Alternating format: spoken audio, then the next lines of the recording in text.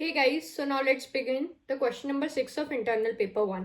The question number 6 has given us a data set. Suppose two student faculty interaction profiles are represented as tuple. पहला tuple है 22, 1, 42 और 10 and the second is 20, 0, 36 and 8. Where attribute represent hours spent in mentoring, project reviews attended, assignment submitted, infrastructure usage count.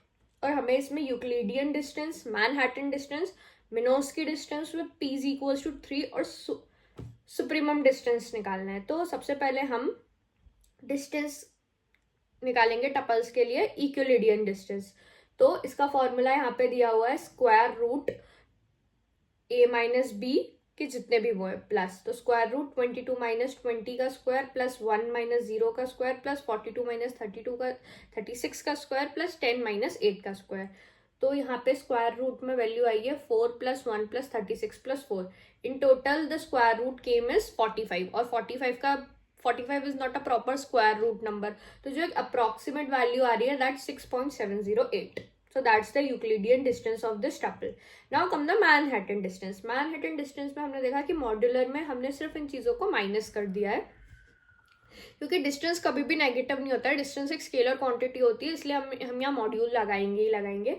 तो जो distance in सबको minus करने के बाद आ रहा है वो आ रहा है 11. Now come the Minkowski distance with p is equals to 3. तो मिन्कोस्की डिस्टेंस पे आप देखो यहाँ मैंने फॉर्मूला यूज किया है जिसमें मैंने यहाँ पे जो आउटकम आए थे उनके क्यूब निकाल के उसको क्यूब रूट कर दिया है इन द एंड. सिंपल है. आप मैनहट्टन डिस्टेंस में जो आपको मॉड्यूल के आउटपुट मिले उनका आप सिर्फ क्यूब कर दो और फिर ऐड कर उनका क्यूब करो ना ऐड करो और उसमें क्यूब रूट लगा दो. तो इन दी एंड यहाँ पे जो एक अप्रोक्सीमेट आंसर आ रहा है वो आ रहा है 6.17.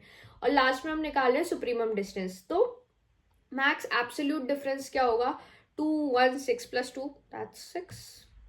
Now comes the question number 7.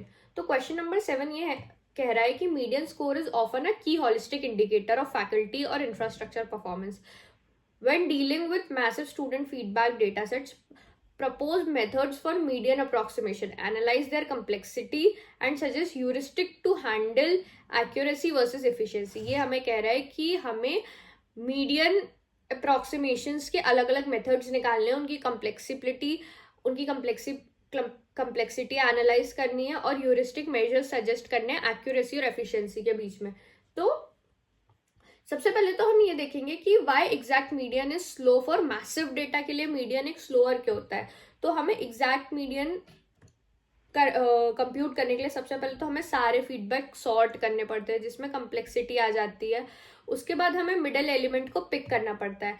For data sets with lakhs और crores of rating sorting become extremely slow और मेमोरी इंटेंसिव. जब बहुत ज्यादा वैल्यू है, जैसे छोटा वैल्यू पेयर है तो आप आराम से उसको बीच में से मीडियन निकाल लोगे कि अगर ऑड है तो हम सीधे nth वैल्यू निकाल रहे हैं, इवन है तो n1 प्लस n2 अपॉन 2 कर रहे हैं. बट अगर बहुत बड़ा डेटा सेट है, मैसिव डेटा सेट है, तो उसमें प्रॉब्लम होती है. तो अप्रोक्सीमेशन जो होता है वो नेसेसरी हो ही जाता है. तो हम यहाँ पे मेथड्स निकालेंगे अब अप्रोक्सीमेशंस की. सबसे पहले आएगी रैंडम सैम्पलिंग मेथड.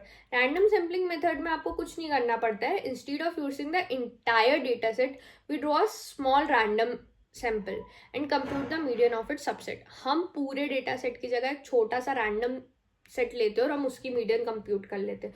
और ये वर्क क्यों करता है? क्योंकि जो रैंडम सैंपल होता है वो यूजुअली सारे जो डेटा सेट है उसको रिप्रेजेंट करता है. अब जैसे हमने इसके स्टेप्स यहाँ पे मैंने लिखे हुए हैं कि रैंडमली हम एक के वैल्यू सिलेक्ट करते हैं एन फीडबैक एंटिटीज के लिए, उसको सॉर्ट कर लेते हैं और मीडियन कंप्यूट कर लेते हैं और इन दी एंड जो कॉम्प्लेक्स अप्रॉक्स मीडियन आ जाती है. इसकी कम्प्लेक्सिटी क्या है ये यहाँ पे लिखी हुई है कि हमें सारे सैंपल सॉर्ट करने पड़ते हैं. ओवरऑल मच फास्टर होता है ये नॉर्मल मीडियन निकालने से. एक्यूरेसी और इफिशिएंसी भी ट्रेड ऑफ हो जाती है. लार्जर सैंपल होगा तो हाई एक्यूरेसी होगी, स्मॉलर सैंपल होगा तो फास्टर प्रोसेसिंग होगी. और एक टिपिकल ह्यूरिस्टिक होता है के रूट एन जो बैलेंस देता है एक्यूरेसी को. Now the next is histogram और बिनिंग मेथड. हिस्टोग्राम हमें पता ही है, बिनिंग मेथड भी हम जानते ही है कि ये फीचर इंजीनियरिंग में कैटेगोरियल डेटास पे यूज होती है कि हमें जो इंटायर फीडबैक रेंज है example 1 to 100 fixed intervals bins and count how many values fall in each bin. हमें हर उसमें देखना होगा कि हर बिन में कितनी वैल्यू होती है। अब यहाँ पे स्टेप जैसे आप देख ही रही हो कि हमें m बिन्स क्रिएट करनी है, जैसे example for 10 beans each of width of 10, count how many ratings fall in each been using a single scan. और हमें काउंट करनी है कि कितनी रेटिंग्स ईच बिन में आ रही हैं, वो भी एक सिंगल स्कैन में। फिर नेक्स्ट हम ये देखेंगे कि find the bin where cumulative frequency exceeds n/2। हमें ये देखना है कि बिन की जो क्यूमुलेटिव फ्रीक्वेंसी है वो n/2 से एक्सीड कब कर रही है। और फिर हमें मीडियन एस्टिमेट करना है उस बिन के अंदर यूजिंग लीनियर इंटरपोलेशन। इसकी यहाँ पे कॉम्प्लेक्सिटी है कि हिस्टोग्राम क्रिएट करने पे n हो जाएगी। उसके बाद हम देखेंगे कि एफिशिएंट क्यों है, क्योंकि इसमें सॉर्टिंग की दिक्कत नहीं होती, आपको सॉर्टिंग नहीं करनी पड़ती है हिस्टोग्राम और बिनिंग मेथड में। Now the next is moves more beans, तो ज़्यादा एक्यूरेसी होगी, फ्यूअर बिन्स तो लेस कंप्यूटेशन होगा। अब नेक्स्ट है वो है स्ट्रीमिंग एल्गोरिदम। तो स्ट्रीमिंग एल्गोरिदम जो होती है वो यूजफुल तब होती है जब फीडबैक बहुत ज़्यादा बड़ा होता है। जैसे आप देख सकते हो, maintain a small data structure that approximates quantiles without storing all data. और एक जो पॉपुलर मेथड है वो है ग्रीनवॉल्ड खाना एल्गोरिदम। इसकी प्रॉपर्टीज ये होती है कि ये गारंटी करती है कि estimated median is with in an error bound memory required. और आप इसकी यहाँ पे कम्प्लेक्सिटी देख रहे हो, एक्यूरेसी कंट्रोल भी इसका दिख ही रहा है।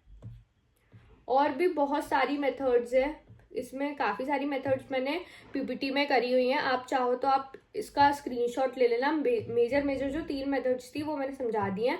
अब हम देखेंगे heuristic to balance accuracy versus efficiency. तो सबसे पहले use sampling when data is use but not highly skewed. हमें सैम्पलिंग यूज करनी चाहिए जब डेटा यूज हो, अगर हाईली स्क्यूड है तो नहीं करो, इसमें गुड बैलेंस मिलता है। फिर यूज हिस्टोग्राम और binning when feedback scale is limited. अगर फीडबैक का स्केल लिमिटेड है तो हिस्टोग्राम या बिनिंग कर लो।